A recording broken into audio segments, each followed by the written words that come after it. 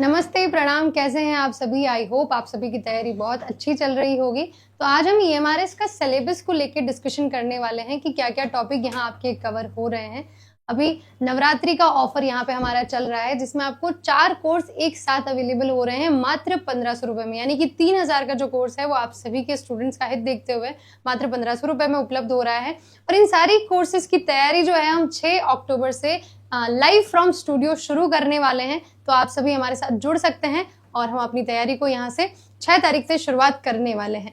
और हमने व्हाट्सएप पे एक कम्युनिटी बना रखी है, जिसको अगर आपने अभी तक नहीं ज्वाइन किया है तो आप डिस्क्रिप्शन में जाके ज्वाइन कर सकते हैं, जहाँ पे आपको न्यू जॉब अपडेट्स मिल जाएंगे, आपको फ्री नोट्स अवेलेबल हो जाएंगे, आपको क्लासरूम की यहाँ पे सारी इन्फॉर्मेशन मिल जाएगी और क्विज और बहुत सारी इंफॉर्मेटिव जो चीज़ें हैं वो आप तक टाइमली यहाँ पे पहुँच जाएगी। ये हमारी टीम है, जिनको आप यहाँ देख सकते हैं कि जो अभी तक बहुत बेहतर रिजल्ट देती आई है और देती आ रही है। तो आप भी हमारे साथ जुड़ के अपना रिजल्ट बहुत अच्छा ला सकते हैं। अब हम बात करते हैं कि हमारा जो सिलेबस है वो क्या रहने वाला है।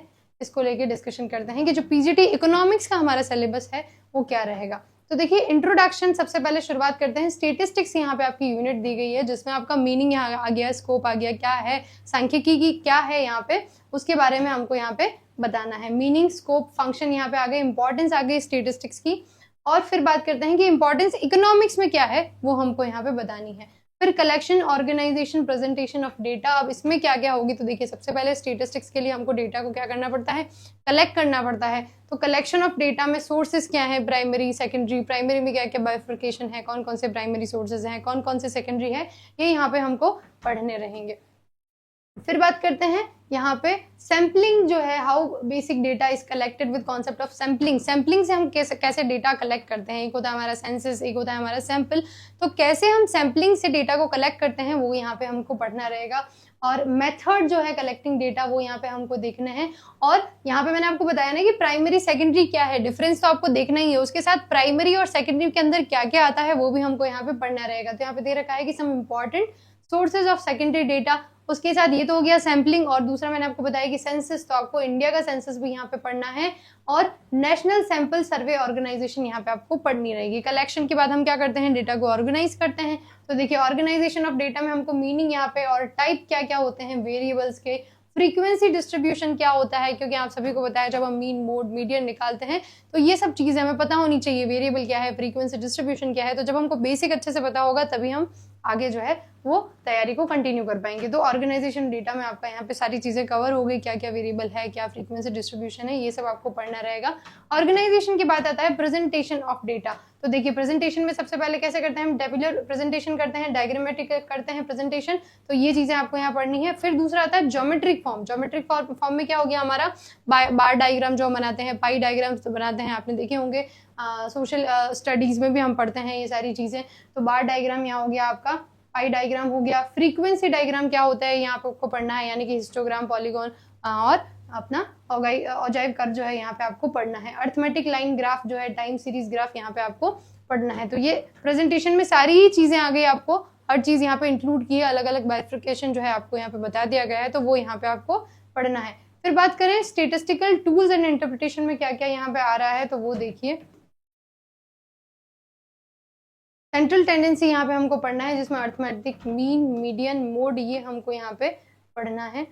और फिर बात करें कोरिलेशन का meaning, properties, scatter diagram, measure of correlation, जिसमें कार्ल पियर्सन का मेथड यहाँ पे हमको स्पेसिफिक दे रखा है, पढ़ना है। स्पेरमैन का रैंक कोरिलेशन भी यहाँ पे हमको पढ़ना है। तो ये दोनों ही मेथड हमको, कोरिलेशन हमको पता है कि बहुत ज्यादा इंपॉर्टेंट है और इनसे हर एग्जाम में क्वेश्चन पूछे जाते हैं। तो यहाँ पे आपको ये दोनों ही मेथड बहुत अच्छे से देखना है। फिर आप देख सकते हैं कि इंडेक्स नंबर यहाँ पे हमको देखना है।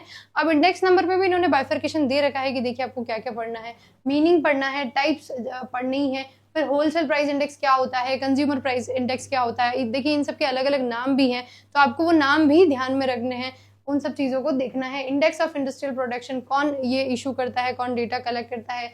Uses of index number, inflation क्या होता है, इंडेक्स नंबर क्या होता है, ये सारी चीजें हमको यहाँ पे पढ़नी है।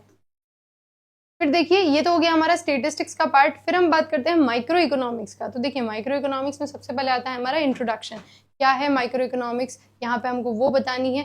उसी के साथ इंट्रोडक्शन में देखिए पॉजिटिव आ जाती है, हमारी नॉर्मेटिव इकोनॉमिक्स आ जाती है, उसकी डेफिनेशन आ जाती है। कई बार आपको स्टेटमेंट दिए आ जाते हैं और बताया ये पूछा जाता है कि बताइए इनमें से कौन सा नॉर्मेटिव इकोनॉमिक का पार्ट है या कौन सी पॉजिटिव इकोनॉमिक है, यहाँ पे ये हमको बताना होता है। फिर है what is an economy, economy क्या है और इकोनॉमी की प्रॉब्लम्स क्या है, यहाँ पे वो हमको देखनी है। जैसे हम देखते हैं ना कि किसके लिए प्रोड्यूस करना है, क्या प्रोड्यूस करना है, कैसे प्रोड्यूस करना है, तो वो सारी चीजें हमारी इंट्रोडक्शन में यहाँ पे आ जाती है। इसी के साथ जो हमारा प्रोडक्शन पॉसिबिलिटी फ्रंटियर है वो यहाँ पे हमको देखना है और अपॉर्चुनिटी कॉस्ट यहाँ पे देखनी है। ये बेसिक्स है इंट्रोडक्शन माइक्रो इकोनॉमिक्स का, जब भी हम पढ़ते हैं तो ये हमको यहाँ पे इंक्लूड किया गया है। फिर है कंज्यूमर इक्विलिब्रियम एंड डिमांड। अब देखिए इसमें हमारा क्या हो गया, यूटिलिटी। कंज्यूमर इक्विलिब्रियम की जब बात आती है तो सबसे पहले कौन आता है, यूटिलिटी आती है कि कितना हमको सेटिस्फेक्शन यहाँ पे मिल रहा है। तो यूटिलिटी यहाँ पे आपकी आ गई, मार्जिनल यूटिलिटी। फिर आपका law of diminishing marginal utility. Conditions क्या है कंज्यूमर इक्विलिब्रियम की, वो यहाँ पे हमको पढ़नी है। और कंडीशन भी किसका, जब मार्जिनल यूटिलिटी का यूज करके हम हमारा कंज्यूमर इक्विलिब्रियम हम कैसे मेजर करते हैं, वो सारी चीजें हमको यहाँ पे पढ़नी है। Indifference curve analysis of consumer equilibrium, the consumer budget यहाँ पे हमको पढ़ना है, बजट लाइन क्या होती है, preference of consumer, indifference curve हो गया, और कंडीशन क्या है यहाँ पे कंज्यूमर की इक्विलिब्रियम की, ये सारी चीजें हमको यहाँ पे देखनी है। फिर आप देख सकते हैं डिमांड, मार्केट डिमांड पढ़ना है। डिटर्मिनेंट्स क्या क्या है डिमांड के, डिमांड शेड्यूल क्या होता है, डिमांड कर्व क्या होता है, इसका स्लोप कैसे होता है, ये सारी चीजें हमको यहाँ पे देखनी है। और मूवमेंट अलोंग, जैसे हम देखते हैं ना कि प्राइस में चेंजेस से डिमांड क्या हुआ, क्या चेंजेस हुए हैं, जो हमारा डिमांड कर्व है, या फिर अदर देन प्राइस में अगर कोई फैक्टर्स चेंज हुए हैं तो उसमें क्या क्या चेंजेस होते हैं, कैसे डिमांड जो हमारा डिमांड कर्व है वो शिफ्ट होता है, वो सारी चीजें यहाँ पे हमको पढ़नी है।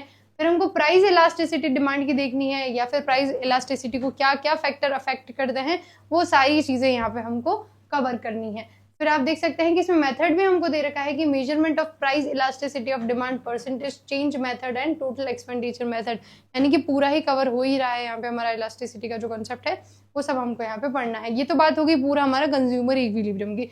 अब अगर हम प्रोड्यूसर के पर्सपेक्टिव से बात करें तो देखिए यहाँ पे हमको प्रोडक्शन फंक्शन क्या होता है शॉर्ट रन में, लॉन्ग रन में, वो हमको देखना है। Total product, average product, MP, हम देखते हैं ना रिलेशन टीपी एमपी एपी के बीच का रिलेशन हम देखते हैं कि जब हमारा क्या है टोटल प्रोडक्ट जो है मैक्सिमम है तब हमारा एमपी जो है वो कितना होगा, 0 होगा। जब हमारा टीपी गिरना शुरू होता है तो हमारा एमपी जो है नेगेटिव हो जाता है। ये सारी चीजें यहाँ पे हमको बतानी है।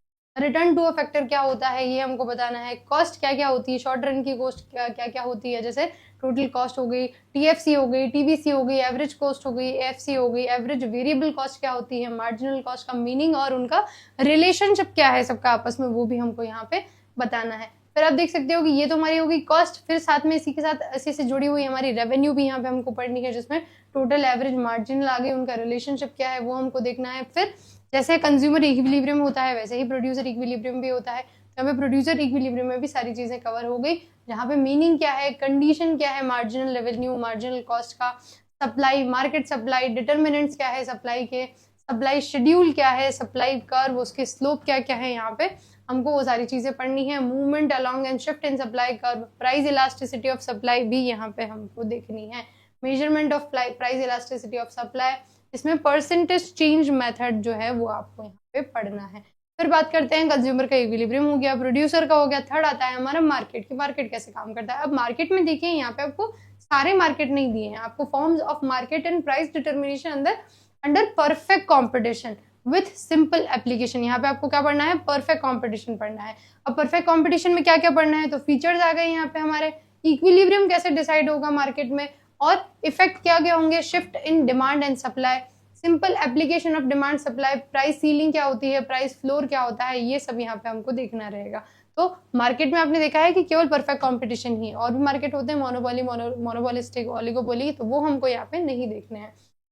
फिर हम बात करते हैं, ये हमारा आ गया मैक्रो इकोनॉमिक, यानी कि national income and related aggregate. अब इसमें देखिए बेसिक कॉन्सेप्ट आ जाएंगे हमारे मैक्रो इकोनॉमिक्स के, कंजम्पशन गुड क्या होता है, कैपिटल गुड क्या होता है, फाइनल गुड क्या होता है, इंटरमीडिएट गुड क्या होता है, स्टॉक क्या होता है, फ्लो क्या होता है। स्टॉक हम क्या देखते हैं, एक पॉइंट पे देखते हैं, फ्लो क्या देखते हैं हम पूरे ईयर, ड्यूरिंग पूरी एक जो साइकिल होती है, टाइम साइकिल, उसका देखते हैं। ग्रॉस इन्वेस्टमेंट क्या होता है, डेप्रिसिएशन क्या होता है, ये हमको यहाँ पे देखना है। सर्कुलर फ्लो ऑफ इनकम में 2 सेक्टर मॉडल हमको यहाँ पे पढ़ना है, अलग अलग होते हैं 2 सेक्टर, 3 सेक्टर, 4 सेक्टर, तो यहाँ पे आपको 2 सेक्टर मॉडल जो है पढ़ना है। और नेशनल इनकम को कैलकुलेट करने के क्या क्या मेथड है value added product method, expenditure income method, ये सारे ही मेथड आपको यहाँ देखने हैं, यानी कि नेशनल इनकम आपका यहाँ पे पूरा कवर हो जाता है बहुत अच्छे से।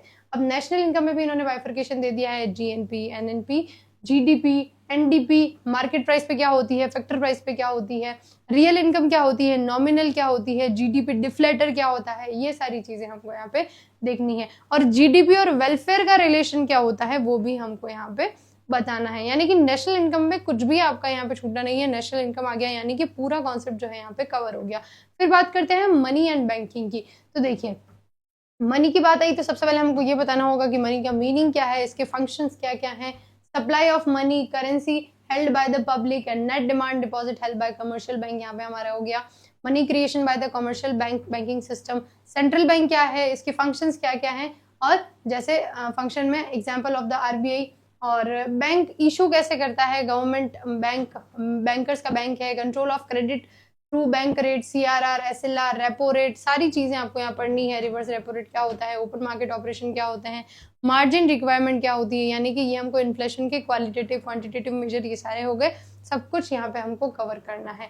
अब इनकम और एम्प्लॉयमेंट का डिटर्मिनेशन कैसा होता है वो हमको यहाँ पे देखना है, यानी कि एग्रीगेट डिमांड और उसके कॉम्पोनेंट क्या होते हैं, मार्जिनल प्रोपेंसिटी टू कंज्यूम क्या होता है, प्रोपेंसिटी टू सेव क्या होता है, चाहे वो एवरेज की बात करें, मार्जिनल की बात करें, यानी कि एपीसी, एमपीसी या फिर एमपीएस, एपीएस, सारी चीजें यहाँ पे आपको पढ़नी है। शॉर्ट रन इक्विलिब्रियम आउटपुट का कहाँ होता है, इन्वेस्टमेंट मल्टीप्लायर क्या है और उसके मैकेनिज्म क्या है, मल्टीप्लायर और एक्सीलेटर दो चीजें हम देखते हैं। तो यहाँ पे हमको इन्वेस्टमेंट मल्टीप्लायर अलग से स्पेसिफिक दे रखा है, तो ये हमको बहुत अच्छे से पढ़ना है। फुल एम्प्लॉयमेंट क्या होता है, इनवॉलेंटरी अनएम्प्लॉयमेंट क्या होता है, एक्सेस डिमांड की प्रॉब्लम क्या है, डेफिशिएंट डिमांड क्या होता है, मेजर टू कंट्रोल दैम, जो भी मेजर्स हैं उनको कंट्रोल करने के वो हमको यहाँ पे पढ़ने रहेंगे, और changes in government spending, taxes and money supply, ये सारी चीजें हमको कवर, यानी कि मैक्रो में ये इतना कुछ हमारा यहाँ पे कवर हो रहा है। और इसी के साथ आपको government budget and the economy भी यहाँ पे पढ़ना है। गवर्नमेंट बजट के मीनिंग आ गया, यहाँ पे ऑब्जेक्टिव आ गए, कॉम्पोनेंट क्या क्या है, क्लासिफिकेशन किसका, रिसीट्स का, रेवेन्यू रिसीट्स किसको बोलते हैं, कैपिटल रिसीट्स किसको बोलते हैं।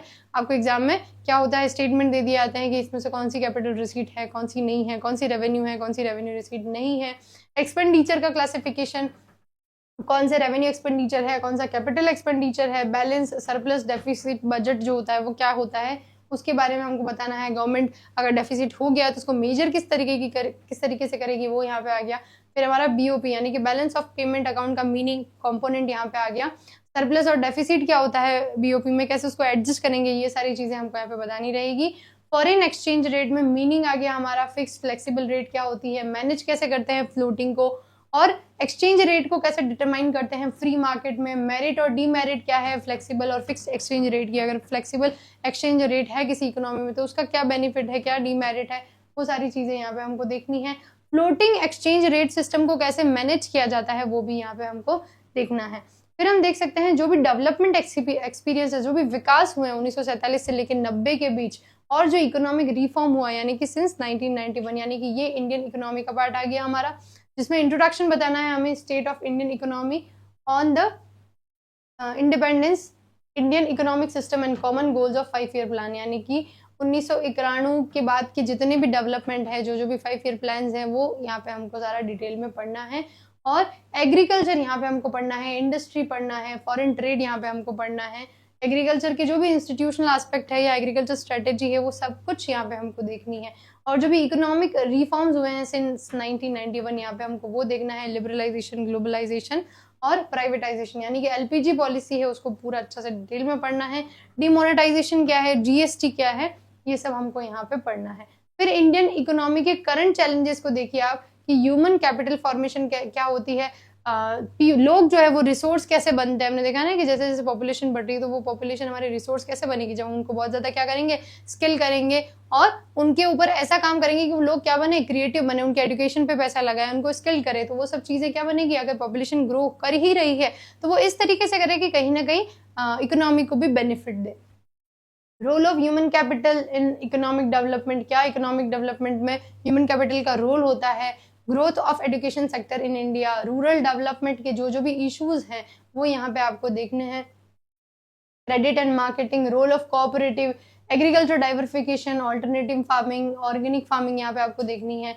ये तो हो गया हमारा रूरल डेवलपमेंट। फिर बात करें एम्प्लॉयमेंट में तो देखिए क्या ग्रोथ रेट है, चेंजेस क्या हो रहे हैं, participation rate in formal and informal sector, problem and policy, जो भी पॉलिसी बना रखी है हमने एम्प्लॉयमेंट से रिलेटेड वो यहाँ पे हमारी आ रही है। फिर आप देखते हैं सस्टेनेबल इकोनॉमिक डेवलपमेंट का मीनिंग हमको बताना है, इफेक्ट क्या है economic development on resources and environment including global warming, और डेवलपमेंट एक्सपीरियंस क्या क्या है इंडिया के, उसमें देखिए कंपैरिजन आ गया नेबर से, यानी कि नेबर कंट्री से हमारा comparison, India Pakistan, India China, या फिर जो जो करंट इश्यूज है हमारे इकोनॉमिक ग्रोथ को लेके, पॉपुलेशन को लेके, सेक्टोरल डेवलपमेंट को लेके, या कोई भी ह्यूमन डेवलपमेंट इंडिकेटर जो है यहाँ पे हमारा, ये सब कुछ यहाँ पे हमको कवर करना है। देख सकते हैं कि आप काफ़ी अच्छा सिलेबस यहाँ पे है और बहुत अगर अच्छी तैयारी के साथ इसको किया जाए तो बिल्कुल इस एग्जाम को क्रैक कर सकते हैं। दुनिया की कोई ताकत जो है आपको इस एग्जाम को पास करने से नहीं रोक सकती, क्योंकि ऐसी कोई भी नई चीज़ नहीं है जो आपने नहीं पढ़ी है। अगर आप इकोनॉमिक्स बैकग्राउंड से हैं तो ऑब्वियस बात है कि ये सारी चीज़ें आपने कहीं ना कहीं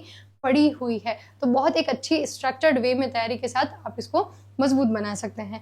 फिर इस ऑफर में मैं आपको बताती हूँ कि जो नवरात्रि का हमारा ऑफर चल रहा है, तो चाहे आपने हमारा कोर्स परचेस किया है नहीं किया है, सभी स्टूडेंट्स के लिए 5000 इंपॉर्टेंट एमसीक्यू फ्री अवेलेबल है। आप हमारी ऐप को डाउनलोड करके इन एमसीक्यूज को जो है यूज कर सकते हैं। आरपीसी अड्डा की फीचर जो है आप सभी के सामने यही है कि मैं कहूँगी कि 15 ईयर से ज़्यादा का यहाँ पे फैकल्टी का एक्सपीरियंस है और सभी सब्जेक्ट के लिए यहाँ पे अलग अलग फैकल्टी उपलब्ध है। आपका जो test solution, video test solution आप सभी को मिलेगा और पीवाईक्यू पेपर सॉल्यूशन यहाँ पे मिलेगा। वीकली डाउट सेशन यहाँ पे हमारे स्टूडेंट्स के साथ होता है। हर स्टूडेंट के लिए पर्सनल मेंटोरशिप यहाँ पे उपलब्ध है। अगर आपको कहीं पे भी दिक्कत आती है तो आप हमारी टीम के साथ बात कर सकते हैं। बेस्ट एजुकेटर यहाँ पे आपको अवेलेबल हो जाएंगे। सबसे बड़ी कंसर्न स्टूडेंट्स की ये होती है कि मैम हमारा हिंदी मीडियम है, इंग्लिश मीडियम है, तो यहाँ पे आपको कहीं पे भी चिंता करने वाली बात नहीं है, क्योंकि आपको चाहे अगर पढ़ाने की बात है या फिर चाहे नोट्स हैं, दोनों ही आपको यहाँ पे बाइलैंग्वेज मिलेंगे। और अगर आपको कोर्स परचेस करने से पहले, कोर्स परचेस करने के बाद या कहीं पे भी किसी भी तरीके की कोई भी दिक्कत आ रही है, तो ये जो नंबर आपको दिया गया है आप उस पर कॉन्टैक्ट कर सकते हैं। हमारी टीम आपसे संपर्क कर लेगी और आपकी प्रॉब्लम को सॉल्व करवा देगी। व्हाट्सएप, इंस्टाग्राम, फेसबुक और टेलीग्राम का यहाँ पे आपको डिस्क्रिप्शन में लिंक दिया गया है। अगर आप अभी तक हमसे यहाँ नहीं जुड़े हैं तो जल्दी से जल्दी जुड़ जाएं, ताकि सारी सूचनाएं जो है आप तक पहुंच जाए। और अगर आपने अभी तक हमारा YouTube चैनल सब्सक्राइब नहीं किया है तो आप जल्दी से जल्दी चैनल को सब्सक्राइब कर लीजिए, ताकि जो भी इंपॉर्टेंट न्यूज़ हम आप सभी स्टूडेंट्स के लिए बनाते हैं, जो भी सेशन रिकॉर्ड करते हैं, वो आप सभी तक टाइमली पहुंच जाए। और यही कहूँगी कि बहुत अच्छे से आप अपनी तैयारी को कंटिन्यू करिए, और अगर आपने बिल्कुल कंसिस्टेंसी के साथ अपनी हेल्थ को ध्यान में रखते हुए तैयारी की तो ये दुनिया की कोई ताकत नहीं है जो आपको इस एग्जाम को क्रैक करने से रोक सके। थैंक यू एवरीवन, मिलते हैं नेक्स्ट सेशन में।